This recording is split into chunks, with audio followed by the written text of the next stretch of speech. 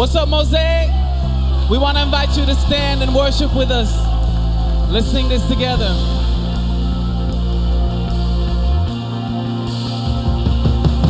Your love, it keeps pulling us up, pulling us back to where you are.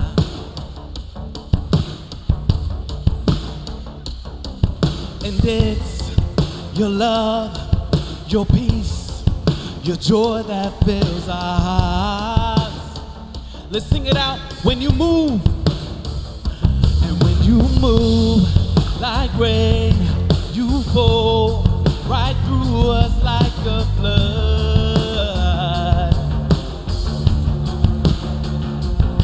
It's your voice, it speaks the sound like fire to our bones. Oh, come on. Lead us back to you. Come on. Oh, lead us back to you. Lead us back to you. Oh, lead us back to you.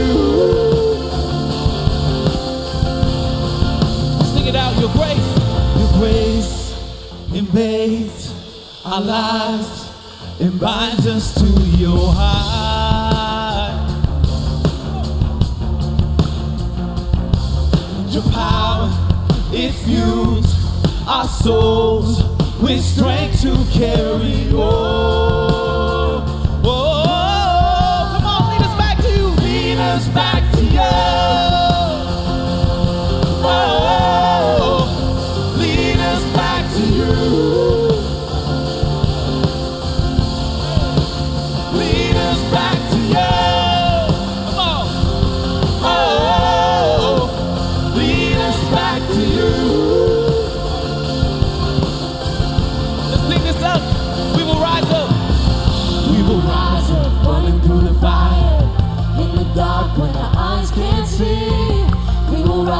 Singing like a choir, lead us back to you.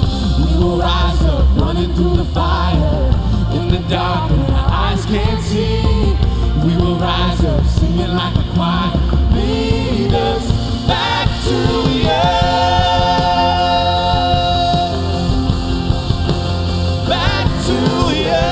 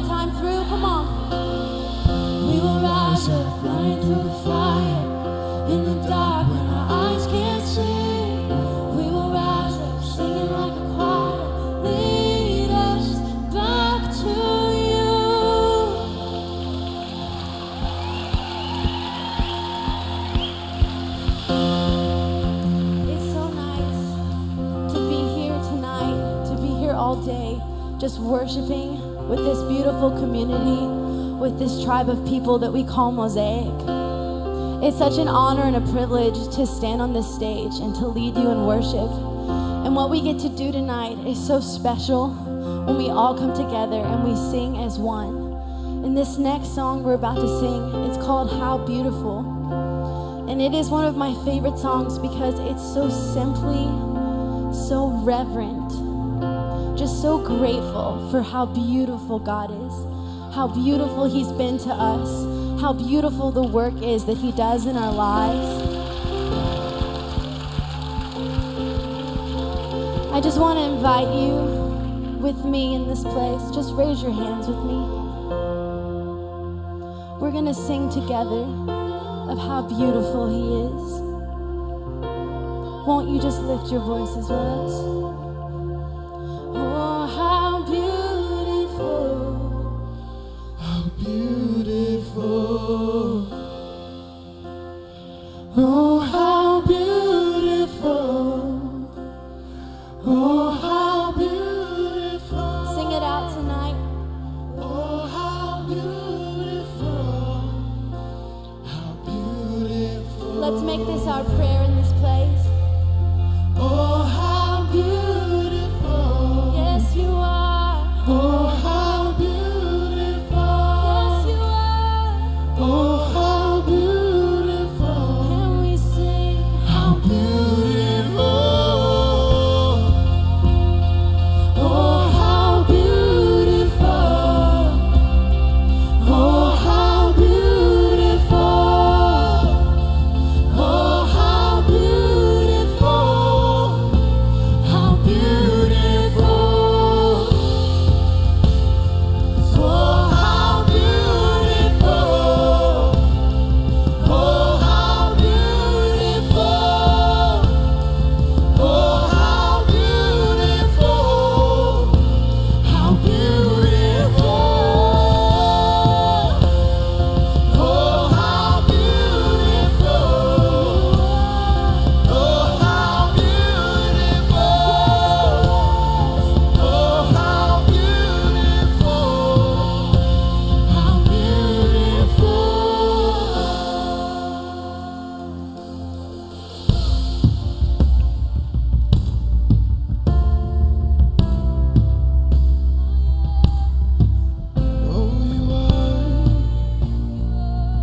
Oh, you are so beautiful.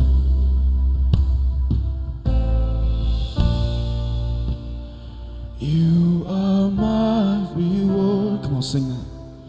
Treasure of heaven. You are my supply, now and forever. And all my hope, and all my joy is found in you. Sing, oh, your mercy. Oh, your mercy, rushing through. Oh, how beautiful. How beautiful. Love amazing. Your love has saved. Oh, how beautiful. How beautiful.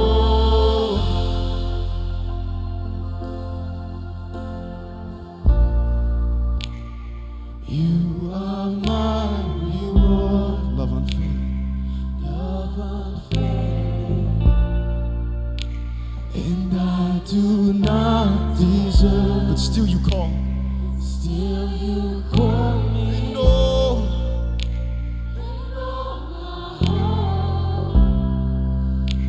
and all my joy is found in you. Oh, your mercy. Oh, your mercy.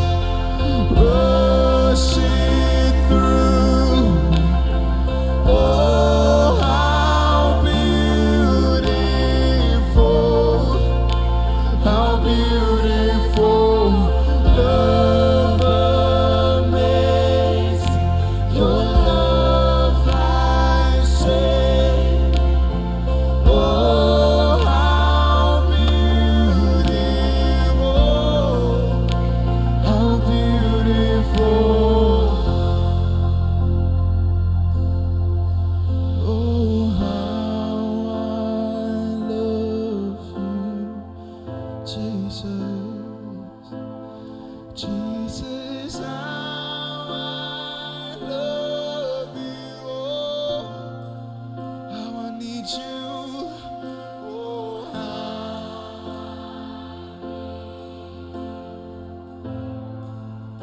Jesus, how I need you.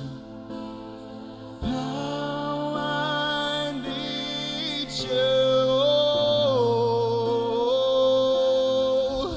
Oh, how I love you. Jesus, how I love you. Oh, how I need you. Oh, how I need you.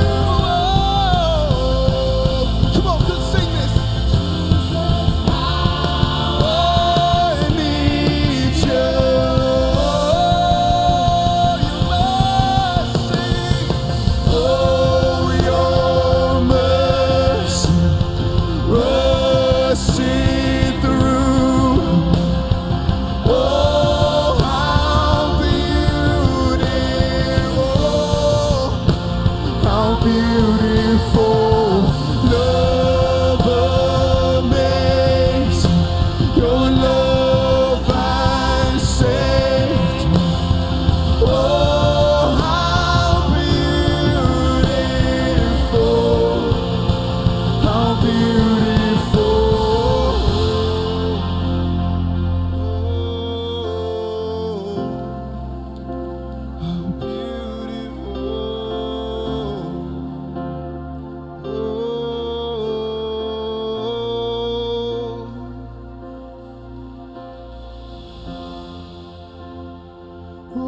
How beautiful.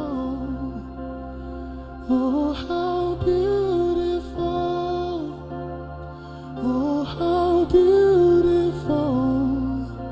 How beautiful. Oh, how beautiful. Come on, with every voice. Oh, how beautiful. Oh, how beautiful. How beautiful. Oh, how beautiful. Come on. Oh, how beautiful. We come here to praise today. Oh, how beautiful. How beautiful. Oh, how beautiful. Let's go. Oh, how beautiful. Oh, how beautiful.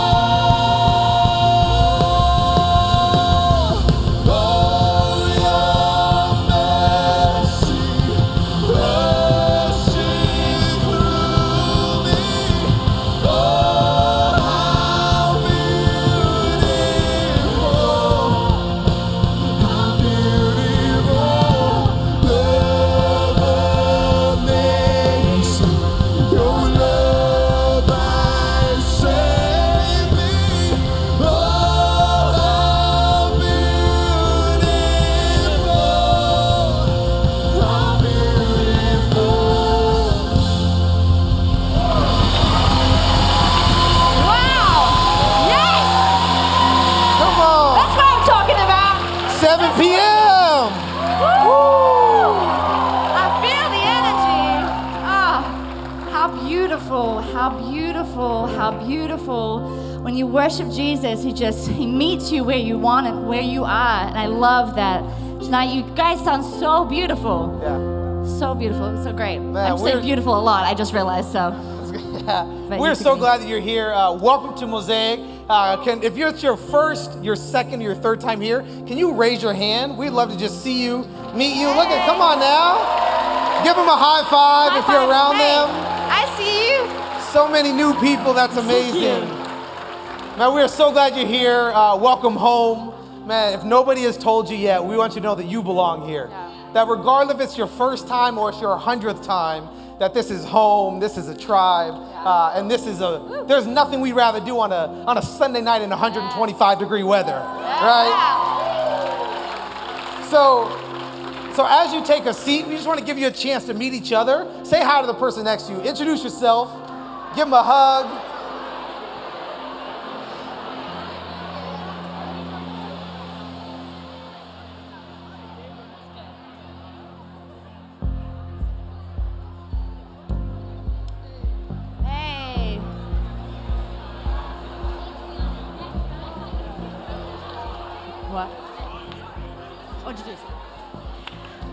So we're so glad to be here at the 7 p.m., rocking it out, making some moves up here at the front. If we haven't met, my name is Beck, and I'm the kids pastor here at Mosaic Hollywood, girl. the Woods campus. The Woods, right? My name is Joe, and I'm our campus pastor here in Hollywood, and we're just so excited for what's happening here today. It's been an amazing day, but I want to give a quick little plug. My wife, who's amazing and incredible, she oversees our Mosaic Kids team, and every Sunday, right? You can clap for them and celebrate them. Yeah. See some of y'all? Thank you. It is one of the most amazing teams that we have at Mosaic. Incredible people that give up their Sunday mornings just to serve families and invest in kids. And one of my favorite things about what you guys do with the Mosaic Kids is that it's not just babysitting. It's not daycare, but they actually create a whole experience for these kids to feel loved, feel valued, and for them to have an encounter with Jesus. And that is so beautiful. So if you're interested and you want to serve, one of the best ways to get plugged in and involved in is to serve. And you want to serve with our kids team, come and find the orange jumpsuit right there. You can't miss me. Hey. Yeah. I did that purposely. So we just want to share some highlights of what's been going on. This last week we had 4th of July, and we had events across this city. I mean, it couldn't get any better. We had over 400 people at a picnic in Hollywood. We had 400 people over in South Pasadena, and 200-300 people in Venice. I mean, we were all over the city. We were everywhere. So make sure you don't miss out on us next year. Hey. It just gets bigger and bigger, guys. A full year promotion. I love it. You know. All right. And then, have you ever been to midweek? Can you make some noise if you've been to midweek before? Yeah.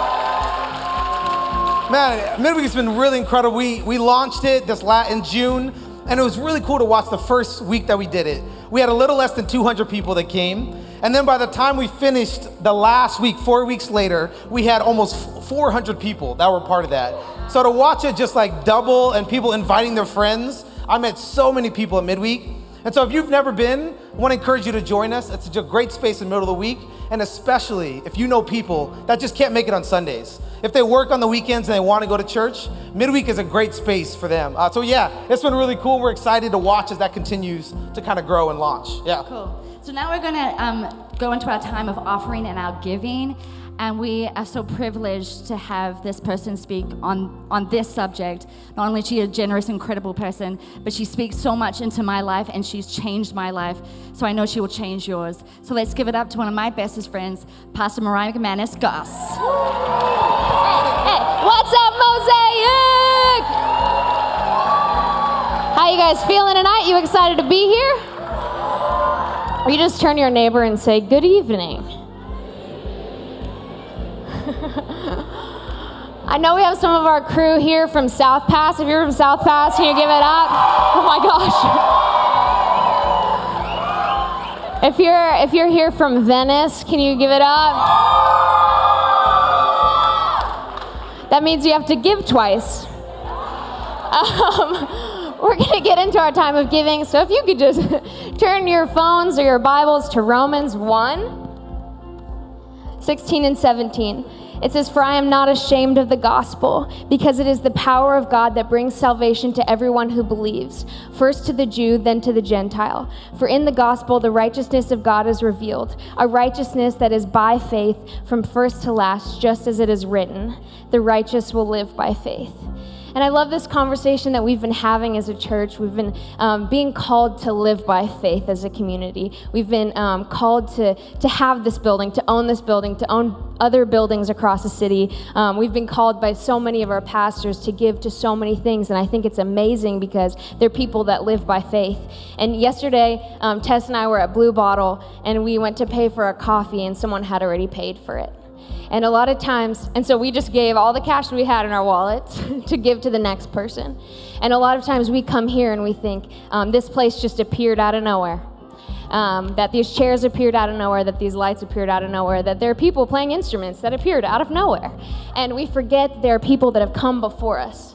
There are people that have paid and paved the way for us to be sitting in chairs, for us to even have a building that we rent. And so we need to be the next wave of people who give our tithes and offerings to create the next wave of what we see in this building and how we own this building. I love it that says the righteous will live by faith. And I love that we're being invited to be a community that lives by faith. What I love about the scriptures is its instruction for how to be connected to God. And a lot of you come in this room and you want to know, how do I connect to God? What's my next conversation? How do I get this need met? How do I get this prayer answered? But everything that you need to know about communicating with God is in this book. And it says the righteous will live by faith. So if you want to have a conversation with God, you need to start by having some faith. You need to start by giving and giving things to God that you are uncomfortable giving. And this is so much more than giving, but giving is the practical application of faith. And I love that we ask, because the Bible asks for 10%, but 10% is what God has asked us to give. And that's not faith, because that's what he deserves and that's what he's asked for. He deserves much more than that. But faith is not 10%. Faith is what you feel uncomfortable with. Some of you are comfortable with 10%, and that's not what God asked. What God asked is for you to have faith, for you to be a person of faith, for you to give faithfully. And so today, as the people of the buckets come forward, we're gonna give by faith, and you can pass the buckets once you get to your stations. But I love that we get to do this, and a lot of times, this time from hearing this talk to the actual passing of buckets is so quick. And a lot of times it takes a longer period of time to really understand what God is asking of you. And so we pass by this moment, and the buckets are symbolic because we know none of you have cash. But we're still gonna pass them anyways on the off chance that you do. But it's really just a time for you to understand what God's saying to you. And we worship and we hear a talk, but this is a time where God is supposed to speak to you. Finances are so uncomfortable, and God should be speaking directly into the money that you make to see where he wants to take it. It's so much bigger than you. And so in this time, before you leave, throughout the week, throughout the night, if you feel called to give, if God is asking you to have bigger faith, you can give in so many ways that are not the buckets. You can give on mosaic.org/give. You can text Mosaic to 77977, and you can give on the app. So there's so many ways, and I would just encourage you to ask God throughout the week, how do you want me to be faithful with my tithes and offerings? How am I supposed to step out into something that I feel uncomfortable in? So you can give so many different ways, and here is church news to tell you more about all the things else. I don't know.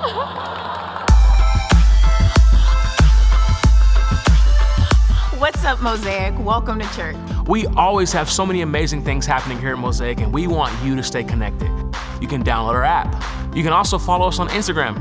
Check out the handles on the screen. And the best way to get connected is to meet an actual person after the gathering at Next Step. Mosaic Conference 2018 is coming up fast, so make sure you get your tickets ASAP. You can find more info at mosaic.org/conference. Now check out this dope video.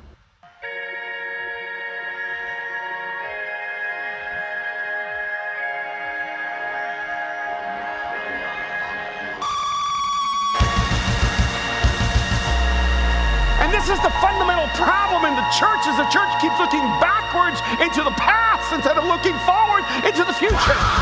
We are the new humanity.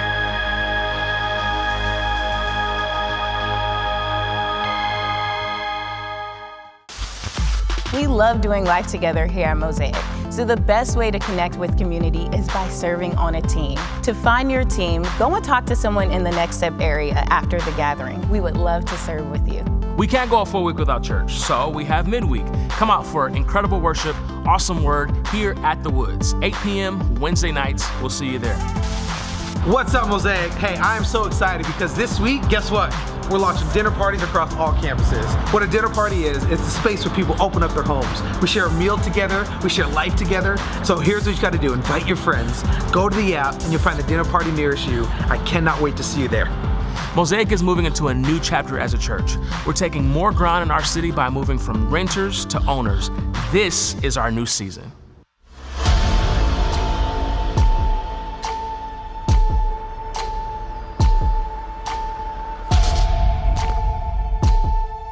We're gonna do this because 100 years from now, the church needs to be powerful and impactful impossible to ignore. The church needs to be undeniable in our city of Los Angeles.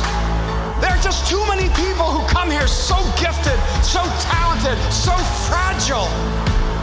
And I'm telling you, Los Angeles needs what we have to offer. And we need to let our city know we're not going anywhere.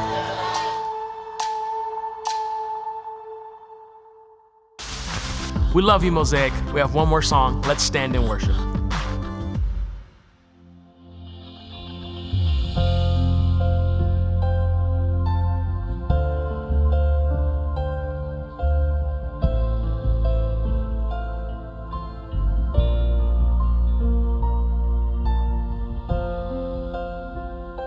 You have come to meet me here. In your presence, I'll be still. Every moment, every fear, you are here. I am strong in the arms of my Savior. I am held in the might of His hand. I am rescued, I am seen, I am covered, I am free. For you are with me till I'm with you again. I have come to find your grace. Though I'm weary and afraid, every moment, every fear, you are here. I am strong in the arms of my Savior. I am held in the might of His hand. I am rescued, I am seen, I am covered, I am free. For you are with me till I'm with you again. I am strong in the arms of my Savior. I am held in the might of His hand. And I am rescued, I am seen, I am covered, I am free. For you are with me till I'm with you again. Oh, till I'm with you again.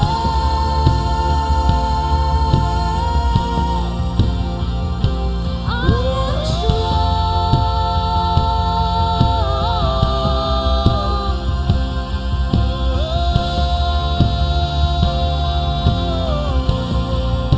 Sing this out. You came for us. You came for us. You come for me. You'll come again and again and again and again. You came for us. You come for me. Come on. You'll come again and again and again and again. You came for us. You come for me. And you come again and again and again and again. You came for us. You come for me. You come again and again and again. I am strong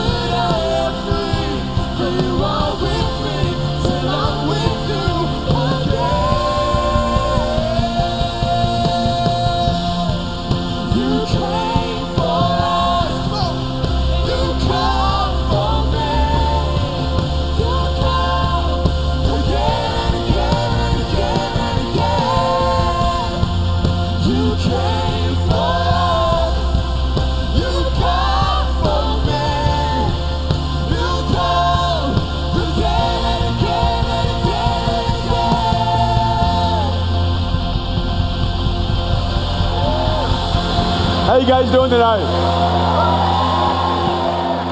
Wow, what a great day. What a great room. This place is just so full. And you have brought so much heat into this room. Well, we're glad you're here. Someone sent me a tweet asking me if there's going to be air conditioning at Mosaic. I did not respond. I wanted to respond, there will be Jesus. And the air conditioning, we're not sure.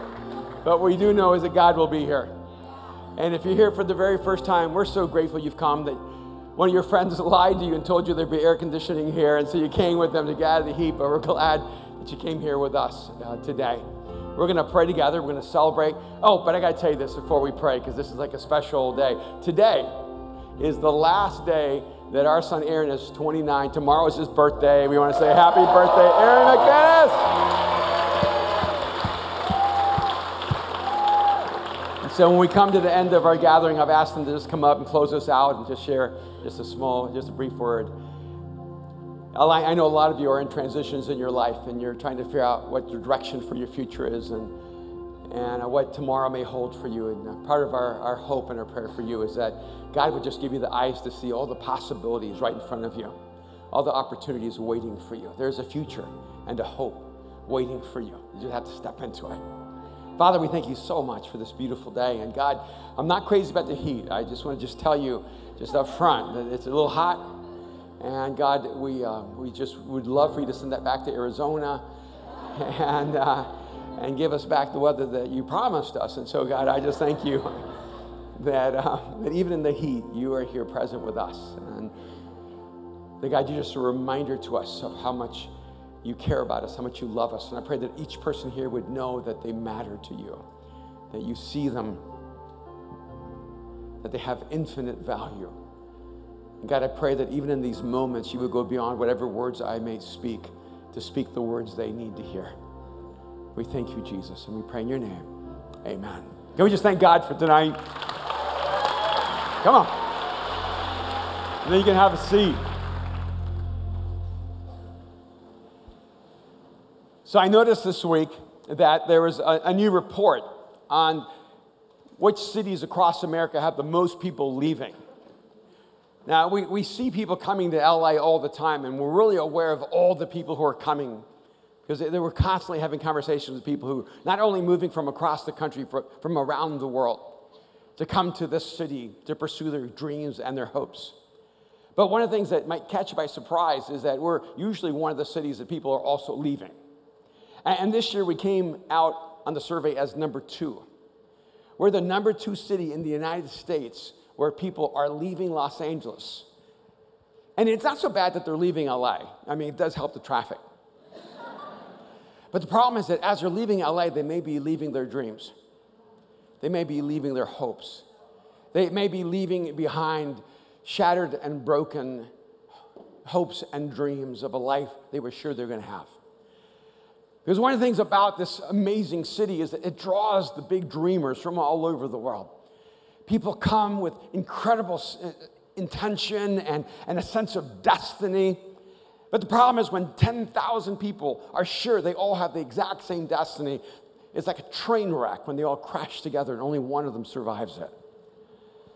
And what I found is so many times people conclude when they fail that they just don't have what it takes. Or maybe the city is against them, or the universe is against them, or everyone is against them. Or maybe they think, well, I don't have what it takes. I don't have enough talent. I don't have enough intelligence. I don't have enough training. I don't have the skills. I don't have the contacts. I don't have the relationships. And what they may not realize is the one thing that they're missing, that those people who actually make it have, is staying power. See, I wonder how many times we look at people whose lives we admire, whose lives we aspire to have, whose success we try to find for ourselves and achieve, but we don't realize that it's not that they're more talented than us or more intelligent than us or more gifted than us, and it's not that the universe loves them more or they have more friends or more relationships. For most of those, it's that they just simply did not quit. That they have this resilience inside of them. No matter how many times they fail, they just get up. How many times they're disappointed, they just keep pressing through. I wonder if you're going to be one of those people who, whether you leave the city or you leave your dreams or you leave your intention or you just begin to live your life without direction, will find yourself missing this ingredient of staying power. And how much more in your faith? Hey, have you ever been around people who just seem to have so much faith? Who live huge lives. It seems almost like their journey with God is a life of adventure. And when they pray, God answers their prayers. And you might even think to yourself, I wish I could have faith like that, but I just can't seem to hold on to that faith. Well, I can't figure out what the secret is to connect to God like that. And maybe it's exactly the same dynamic. See, so oftentimes the people that we admire, whether it's because of their success or their character, whether it's because of their virtues or their journey, it's not that they're different than you. They're not made from a different material than you. They're not made from a better, upgraded material than you. They just stick it out. They have the staying power that holds on and sees life through. So what I want to talk to you just for a few moments is about how to gain that kind of staying power where if you leave this city, you're not leaving this city, you're going to a city. That you never have to leave a place again, that you, from now on, go to a place. Because you should never retreat and run from your future. You need to step in and run to your future. So the book of Hebrews tells us this in chapter 10, beginning in verse 23 to verse 25. Let us hold unswervingly to the hope we profess, for he who promised is faithful. And let us consider how we may spur one another toward love and good deeds. Not giving up meeting together, as some are in the habit of doing, but encouraging one another, and all the more as you see the day approaching. I'm not sure why. Maybe it's a little distorted, but I'm really encouraged by all the things that are going wrong just in these few verses. See, because whenever you find someone encouraging someone, it means they've been discouraged. Whenever you find someone kind of redirecting someone, it means they've been misdirected. So the moment there's a moment or a language of inspiration, you know that people have been deflated. And I don't know why, but I feel encouraged that the first century followers of Jesus had some of the same struggles we have. So he says, let us hold unswervingly to the hope we profess, for he who promised is faithful. He would never tell us to hold unswervingly if we were not letting go. Swervingly. I like that word, unswervingly. It sounds like what it means. Because when something is swerving, it means it swerves. It's like one of those onomatopoeias where the word sounds like what it means. See, I think a lot of times when we come to faith, we think we won't have to hold on, that faith is just going to hold on to us. It says, let us hold unswervingly to the hope we profess. And so if you're not professing any hope, you have nothing to hold on to. But if you're holding on to hope, get ready, because the curves are coming. The twists and turns are coming. He says, if you're going to have staying power, you need to hold tight. Because your faith is going to require for you to hold tight. And in fact, he doesn't even promise us that the curves aren't going to be extreme. He just says, for he who promised is faithful. Not faithful to keep us from the hard turns, but faithful to meet us in the hard turns. Now, some of you didn't know that if you came to faith and you held on to a profession, that your life was now going to get more complicated and more mysterious and more uncertain than it was before. You see, when you're not going anywhere, there are no curves. There are not turns. It's just there. And I think a lot of us, when we think about faith, we think, oh, faith is when I don't have to do anything anymore. Faith is when I just trust God and let God do it. Isn't that what we always say? Just trust God, let him do it. You ever notice that if you just trust God and let him do it, you don't do anything? See, I think a lot of us, we have an image of faith as being like this spiritual escalator. Where we just go up. Nah, look at me. Proof of my faith, I'm not doing anything. God is just elevating me. There's some of you here, you thought you were standing on an escalator, but you're in a broken elevator. You're not going anywhere. You're just trapped in a small container called your life.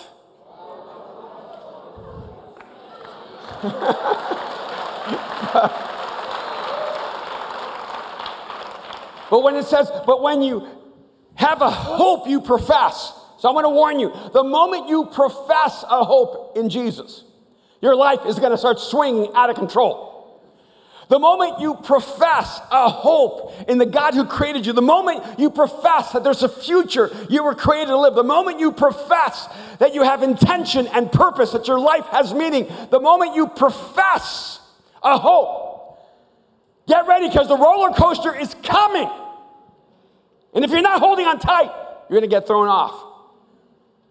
Have you ever played that game? I don't know what you guys call it. It's like whiplash. Where you have the first person, then the next person grabs onto them, next person grabs onto them, next person grabs onto them. You create this long line, and the person in front starts moving faster and faster and turning and trying to make unpredictable moves, and everybody just keeps swaying and curving. And you know who gets thrown off? Well, never the guy in front. The guy in front always wins.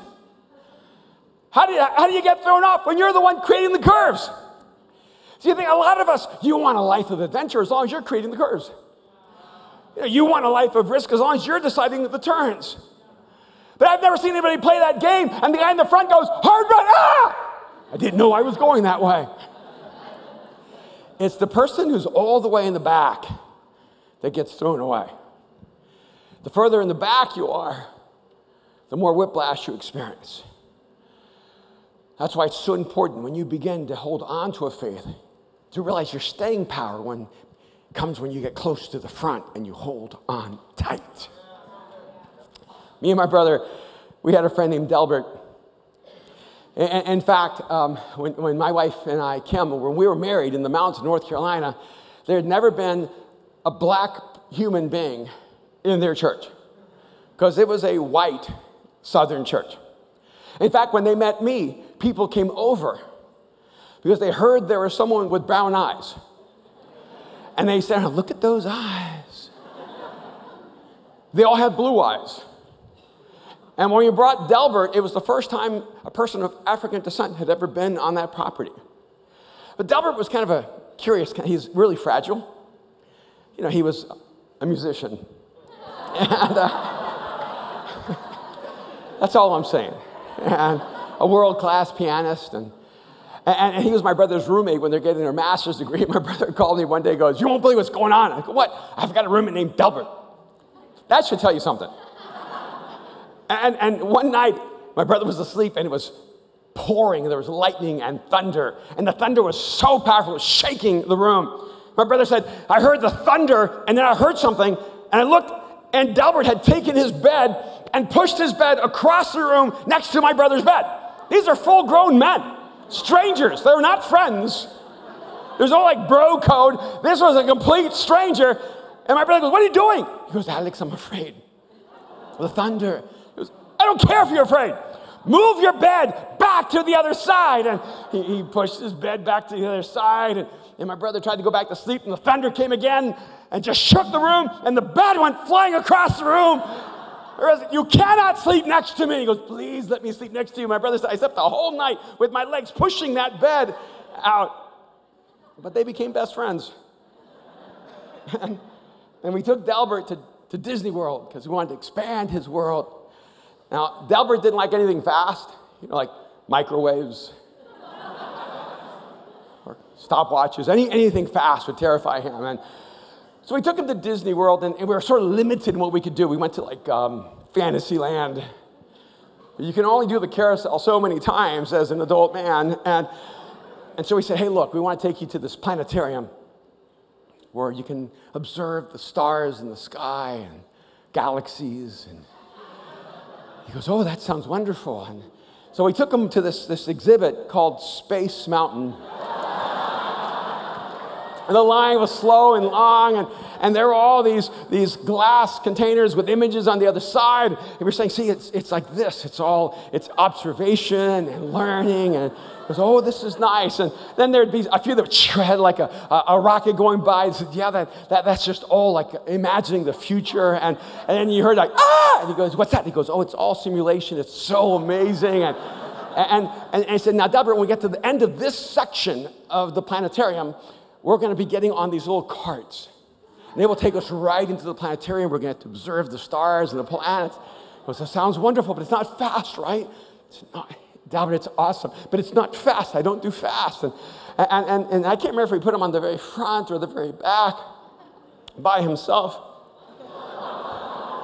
And we strapped him in, and he goes, are you sure? Are you sure this is slow? He said, it's going to change your life, Delbert. And it starts so slow. If you've ever been out of there, it's just going up real slow. And then you get in this tube, and it goes, and it just like flames all around you. We're like, Delbert, isn't this awesome? He's like, huh? My brother's name is Alex. He's like, Alex, I don't know. And then, boom, and that thing just took off. I could hear him go, Alex, Erwin.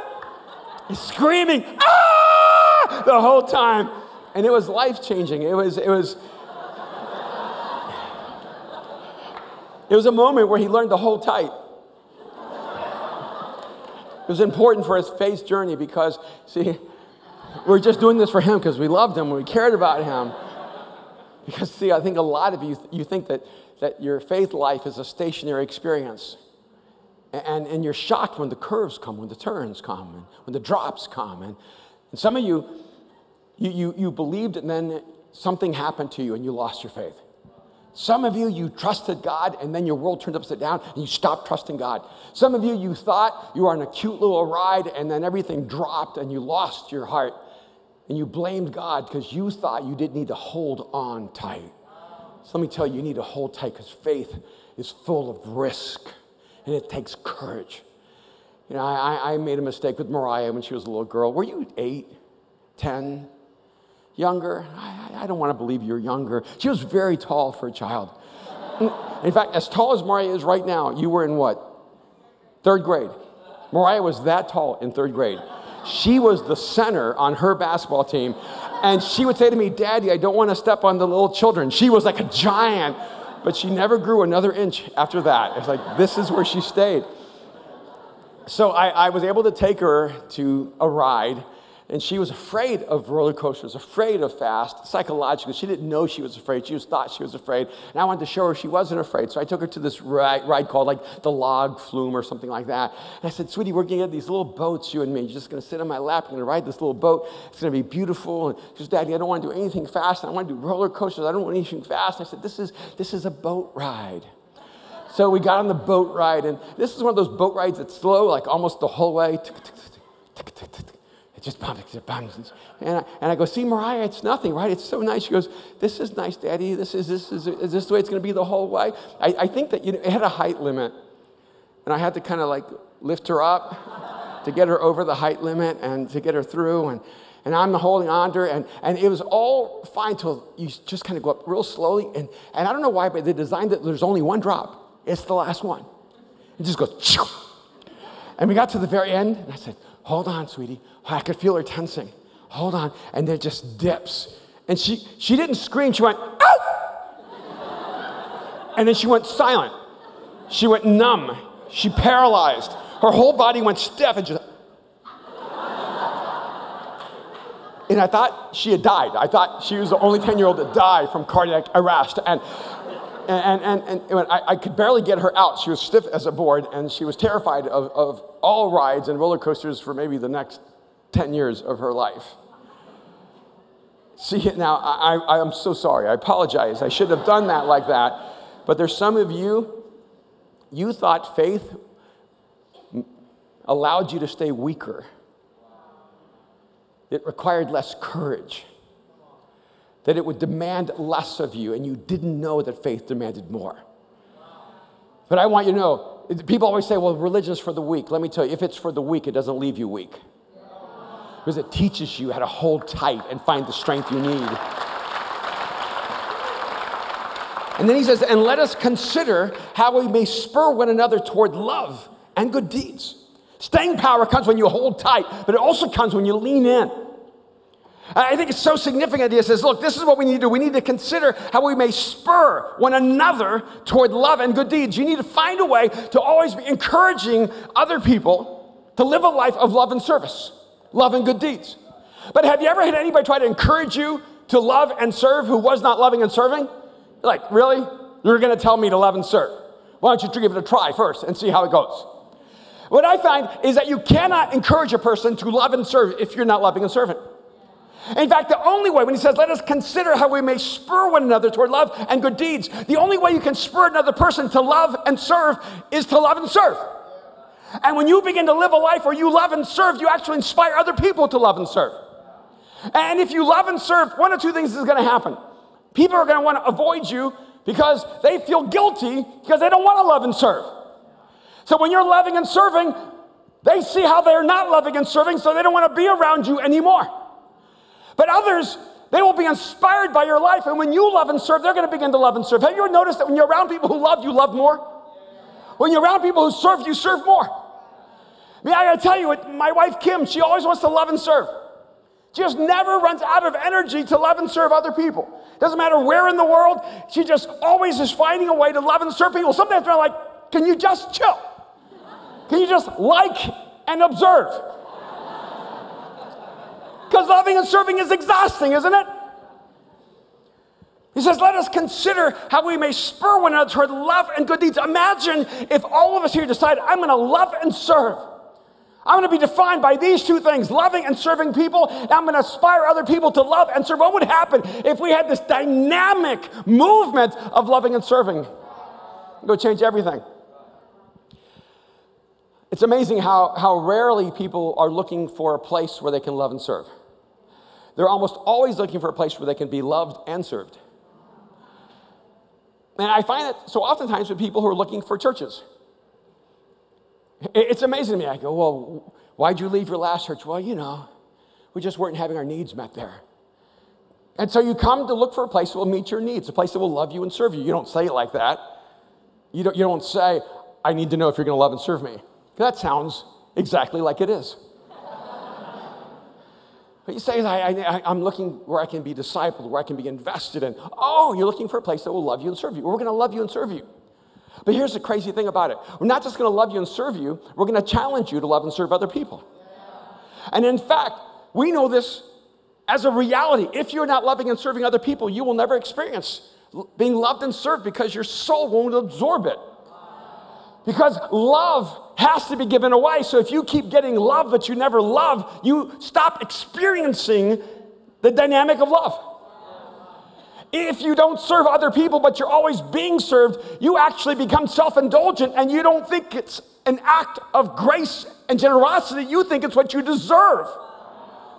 But when you love and serve, you're then postured to receive love and service. You have to lean in. You have to spur one another toward love and good deeds. What would happen if all of us just began to out-love each other and out-serve each other? Well, it would be such a beautiful thing. You know what I've never met? I've never met like a couple who broke up because there was way too much loving and serving.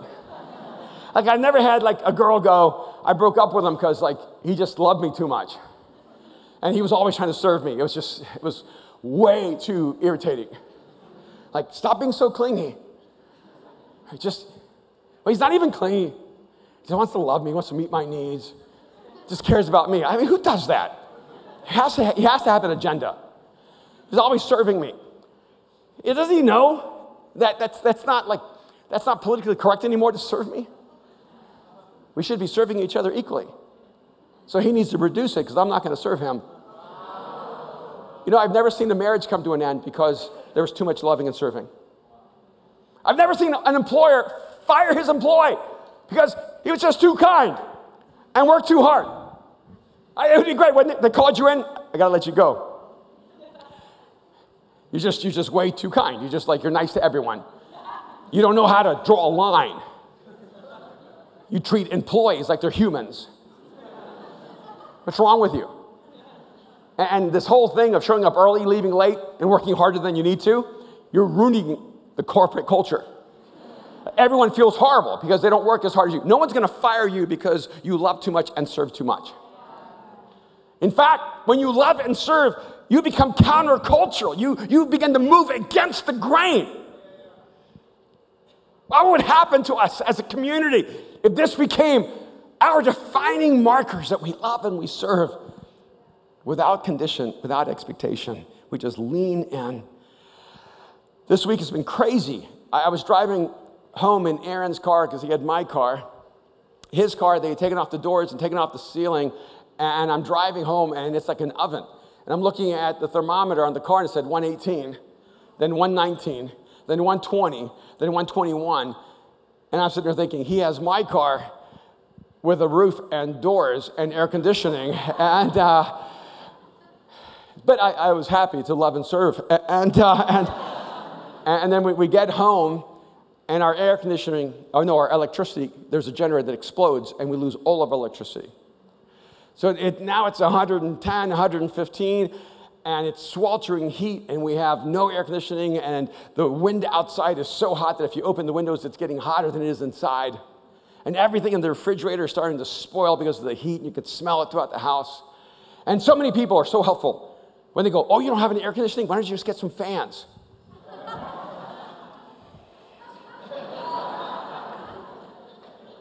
And then it came back on, and it went back off. Then it came back on, then it went back off. And then I heard it came back on this morning, and then I went home, and then it just blew out again and went back off. How hard is it for you to stay on? And we keep getting updates. All the neighbors are sending, I'm on this neighborhood app, power out, power out, power out. I'm going, how many of you need to let me know? The power's out. Of course you know the power's out. You know, it's amazing. When someone's power is out, you don't have to tell anyone. Everybody knows. See, I know how you're doing because I can see if you're loving and serving. I can tell if your power is on or your power is off. I can tell if your power is out and whether you have staying power, because if you're not leaning in, I'm telling you, you're unplugged.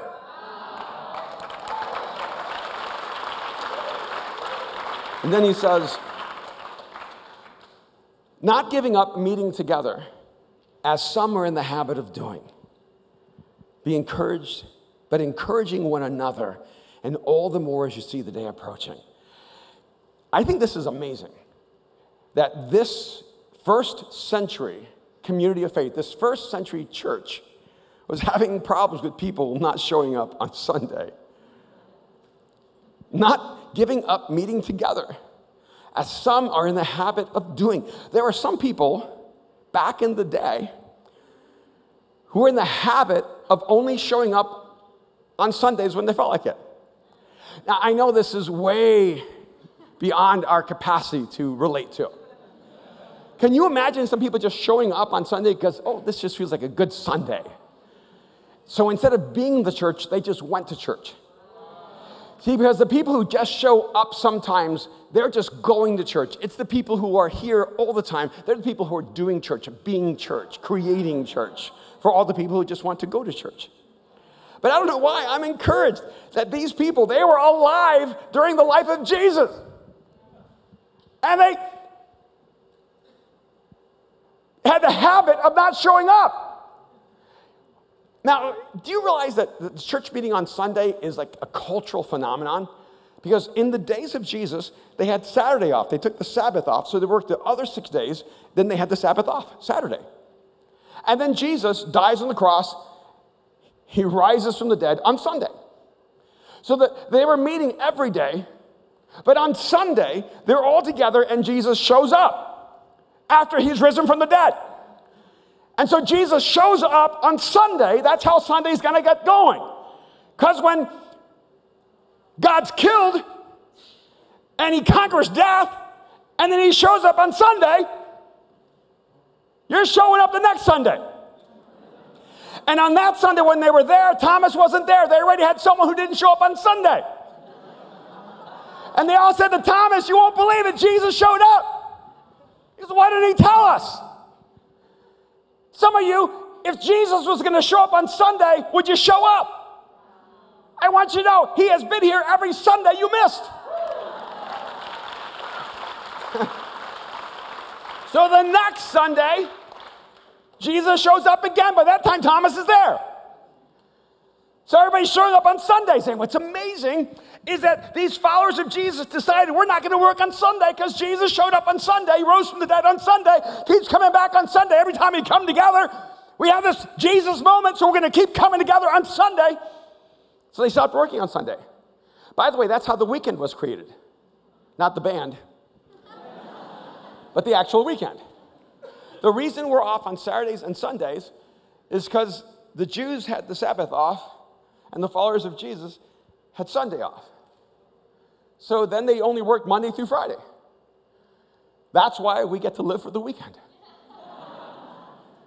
So all of us live the life of the Jews and the early followers of Jesus, even if you don't believe in God.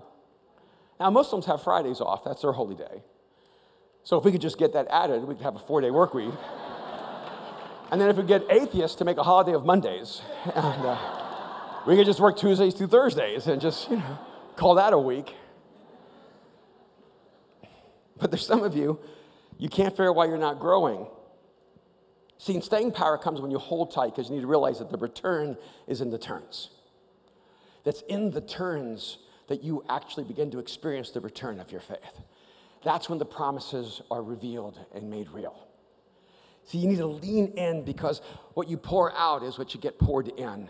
And so if you want to experience love and service, you need to love and serve. But then you need to stay close. Don't be like those who give up meeting together, as some are in the habit of doing. Because some of you can't figure out why you've never grown up spiritually. Because you've gone from church to church to church, from religion to religion, from belief to belief, from spiritual experience to spiritual experience, and you've never gone deep. You're like a rock skimming the surface, but never going deep at all. And for those of you who have experienced that, I just need to give you step one. You need to show up to grow up. That if you don't make it a habit of being a part of a tribe, of a community, you're never going to grow deep in your faith. A lot of you, your spiritual journey is like dating. Well, it's more like flirting. Almost dating. It's like the guy who is with 20 women and thinks he's a great lover, but he's just going to the surface 20 times, never learning how to love deep. See, I've been married 35 years. I'm a great lover.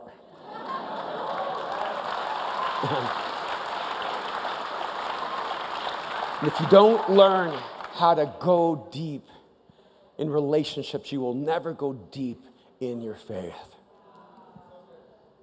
And I love that we have so many guests and so many people who are passing through. And I know there are a lot of people who are going to come to LA and they're going to leave. But some of you desperately need staying power in your life. And the only way you're going to have staying power is if you stay close. Not giving up meeting together, as some are in the habit of doing, but encouraging one another.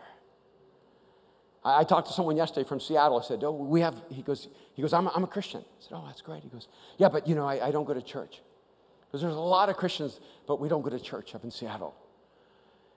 I said, this is so amazing that we could actually think we can have an intimate relationship with God without moving into meaningful relationships with people. Because I know why people give up on the church. It's because people are in the church. Because if you're looking for a perfect church, you ruined it the moment you got there. I'm just saying. But it's okay, I ruined it the moment I got there. See, the power of Jesus isn't just that he connects us to God, it's that he connects us to each other. This is what Jesus gives us. He doesn't just give us himself, he gives us each other. And when I hear people say, well, no, I'm all about Jesus, but I'm not about the church is people. When the moment you say I'm no longer a part of the church or about the church, what you're saying is I'm no longer about people. And if Jesus refuses to give up on us, how in the world can we give up on us? And by the way, the church wasn't anyone else's idea. It was actually Jesus' idea. He said, I'm going to build my church on this. So Jesus imagined you, and he imagined us, and he imagined us doing life together. And I know that we're more than just what gathers on Sunday. We're all over the place. We're all over the world. Every time we scatter from this place, we are the church interconnected together. But we shouldn't underestimate the power of what happens when we come together, when we stay close to each other. So stop that habit of trying to go deep alone, because you need people in your life. See, you are not designed to do life alone. I don't care how strong you are, how smart you are, how talented you are, how gifted you are, how successful you are. You know what's crazy? People who are incredibly successful are some of the loneliest people in the world. And their souls are being torn to shreds because they don't know where they belong. When you are alone, you are drowning in a poverty of the soul. When you don't have anyone you belong to or anyone who belongs to you. And that's why he brings us together. That's why we're a tribe. That's why we're a people. That's why we're a mosaic. I mean, where else can you come into a room and be drenched in sweat with a community of people together? This is sweaty love. This is sweaty community. This is us coming together knowing that what we can do alone pales in comparison to what we can do together. And Jesus, if anyone could have done it alone, couldn't it have been Jesus? Why did Jesus waste his time calling 12 disciples to himself? Why did he waste the few years he had building a life with them? Why did he invest in Mary and Martha and Mary and Joanna and Mary and Jose? I don't know. Why did Jesus spend his time with people if he only had 3 years to save the whole world? Because you can't do life without people. Not even Jesus did life without people. And whatever your intention, whatever your purpose, whatever your calling, you were not created to do life alone. And for some of you, the staying power, it begins when you cross that line of faith. That staying power is when you plug into the one who created you, to the God who loves you, to the one who knows you. See, Jesus is the source of that power that allows you to see life through. So hold tight, lean in, stay close, and watch how God gives you the power, the staying power, to face every challenge, every failure, every disappointment, every moment of pain and sorrow, every moment of sadness, every moment of weeping will one day be in your past, and you'll remember the day where you thought you couldn't be stronger, when you thought you were at the end of yourself, when you were at the end of your rope, and you don't know how, but you took one more step and you refused to give up. You refused to surrender. You refused to stay where you were and who you were. And now you can look back and know, I didn't have more talent. I didn't have more intelligence. I didn't have more opportunity. It was hard. It was difficult. I was afraid. But I just stayed in. And I found that my staying power was my superpower. And right now, there's some of you right now that just need to open up your life to Jesus and say, Jesus, I need you in my life. I need your life in me. I need your power, your strength. I need your forgiveness and your freedom. So what I want you to do right now, I just want you to bow your heads with me right now and just close your eyes.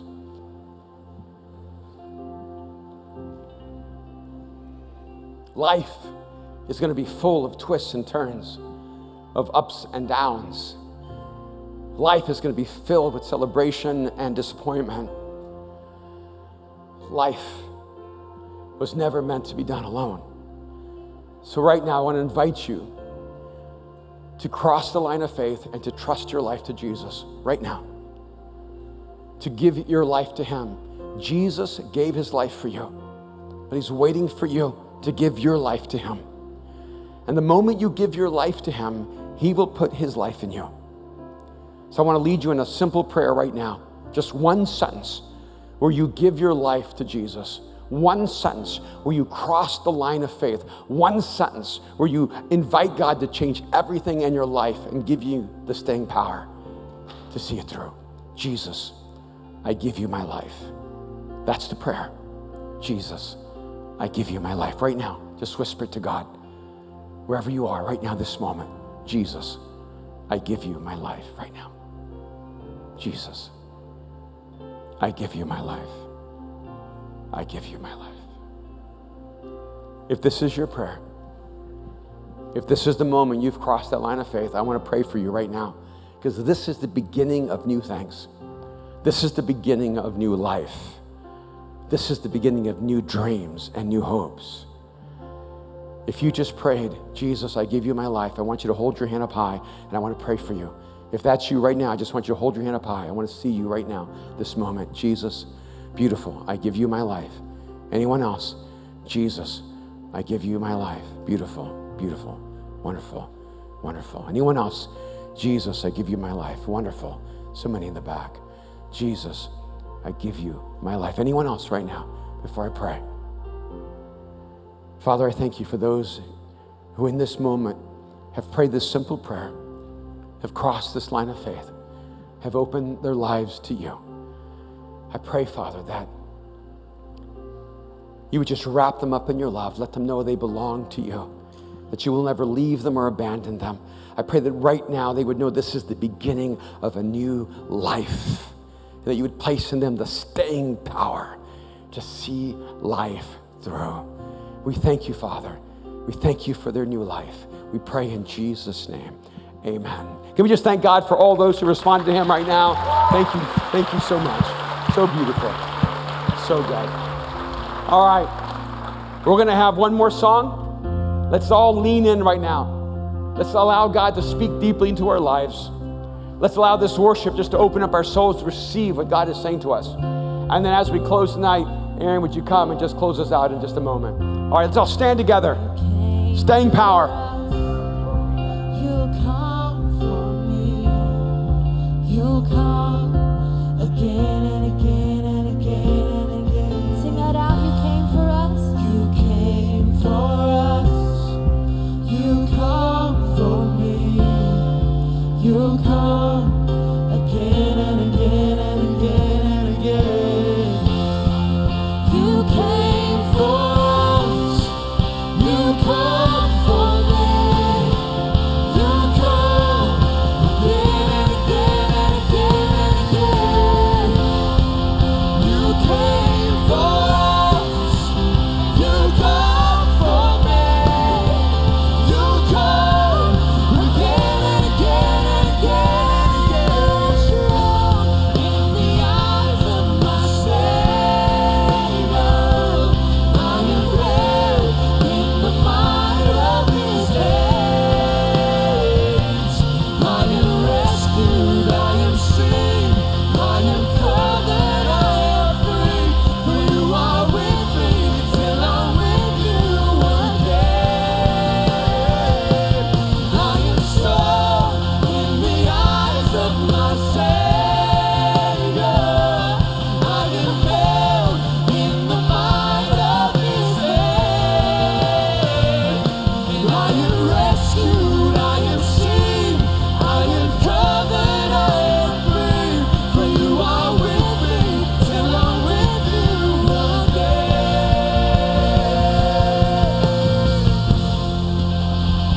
Hey, can we just give it up real quick? Come on, just give a loud shout. We just thank you, Dad. You're amazing.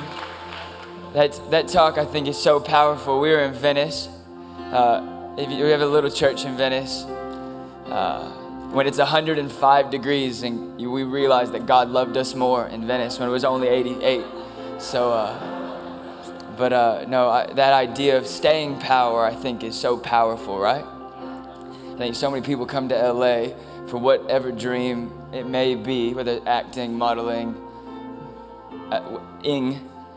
things, and you don't quite figure out what God actually has you here. Maybe you're still on that journey, you know. But I love getting to come to the 7 p.m. service here in Hollywood, seeing lives changed, and I think it's the most beautiful thing in the world. Yeah? Yeah? Come on, you didn't fall asleep with me, yeah? No. Trick question. Are you done? Are we done? More love more. I got a Bible for you. So we got some Bibles in the back. If you raise your hand, if you made a decision tonight to follow Jesus, to step into a relationship with Him. I did it 7 years ago. my dad gave me a Bible 7 years ago tomorrow. And he said, I know you don't really want this. I know you don't quite want to accept this. But here's a verse underneath. And you know, when you're ready to read it, you know, it's here for you. And it's so crazy because I really like hated church. I hated you guys. Not you guys, the 7-year-old you guys. And I remember I was sitting just like right over there in that second section, and I hated it. And I was like, I'm done. This is it. I went home. I moved to New York, and I was gonna go to New York, and it just changed my life. Like God just kept knocking on that door, knocking on my door. And I remember I ended up in a nightclub. That was, yep. And the door guy at the nightclub invited me to church. He said, Aaron McManus. And I said, no. And his name was Matt Oliver, and I'll never forget him because that guy's boldness changed my life. So crazy. I had no friends, so I went to church the next day, and after I told him no and no and no, and he was like, I promise, we'll just go to dinner afterwards. I was like, all right. And I went, and I texted my dad, I'm in church, and he goes, no, you're not. And just it didn't start. It started there, but it didn't end there. I didn't raise my hand. There was no radical change. I think I had a panic attack in worship, blacked out during the message, and then woke up the next morning, and I was like, okay, I got it. Now, all I'm gonna do is I'm gonna lean into something. I remember having this thought. I was maybe one of the most just internally unhealthy people.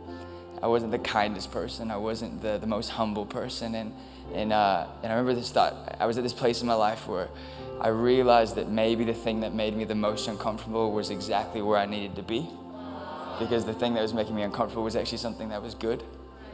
I think so oftentimes we fill ourselves with stuff that just leaves us broken, leaves us empty. Maybe it's harmless, maybe it just leaves us flat. But when you come here, something happens. When you come here, you receive something that will actually change you, So maybe you're here and you're like, I don't know what I'm doing here. Come back. You can come back at 8:30, no one will judge you. It's that good though. And then, you just keep coming. Yeah? This is not a hard sell. You look at my life now, 7 years later, I'm completely different. So I believe that for you. So whether you're here in LA and you have that staying power and you're gonna be here for years and years and years, or maybe something happens, you go back home, wherever you are, we are still here, we're still praying for you, we're still dreaming for you, we still believe for you. We will hold that place and hold that seat until you're ready to make the decision to follow Jesus, yeah. So you can get your Bible in the back at the next step, and they're gonna be holding it up, and I think it'll be more awkward for them if you don't grab it, so get one, and open it up, because this book is about a lot of people who do life together. And that's the whole point here. If you come to church and you leave alone, you know what I'm saying, not like that. If you leave without meeting one person, I think we failed you a bit. So if you're here, be the most social church in the whole world. Leave Instagram for 5 minutes. Just meet someone new, yeah? All right, get out of here, because we're late, and we love you. So have a good night. Get out of here. We love you. Bye. Swell. Do the thing. Go. Yeah, the thing.